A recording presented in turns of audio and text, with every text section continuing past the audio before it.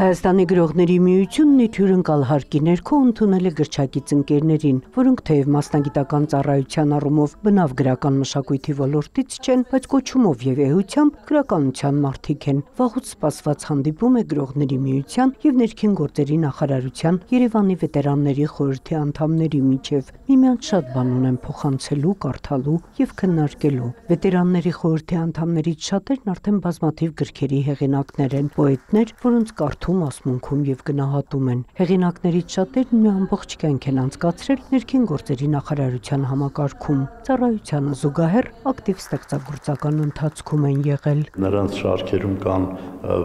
բանաստեղծներ, որոնք գրքեր են հրատարակել եւ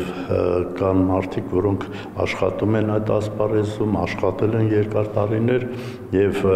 այսօր գրական մթնոլորտում որոշակի անվան տեր են։ Հանդիպումն ընթանում է նրանց բանաստեղծական ժողովածուներից ընտրված ստեղծագործությունների ընթերցումով։ Պատանի ասմունքողներից բացի հեղինակային գործերն են հնչեցնում երաժիշտ կատարողները։ Հանդիպմանը մասնակից հեղինակները, որ առավելապես կանայք են, գրչակից ընկերների բարձր գնահատականից բացի նաև ծաղկեփնջեր են ստանում։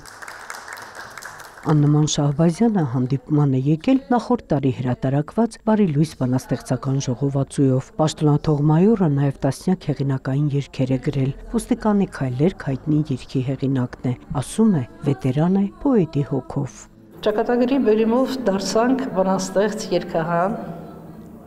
Խոսքով կյանքը բողոքված է պոեզիայով, արվեստով եւ կյանքը ավելի գեղեցիկ է դառնում։ Երբ հարցնում են ինչ եք անում, էլի աշխատանքի բնագավառում ինչով եք զբաղված, ասում արվեստ ենք բաժանում, սեր եւ բարություն։ Նման հանդիպումները շատ կարևոր են այսօրվա գրական կյանքը գնահատելու, արժևորելու, նաև հայ հեղինակների նոր գործերը քարոզելու եւ նրանց ընթերցողական լսարանն անհամեմատ ընդլայնելու համար, փաստում են գրողների միությունում։ Նունե Ալեքսանյան, Ռաֆիկ Սողոմոնյան, լուրեր։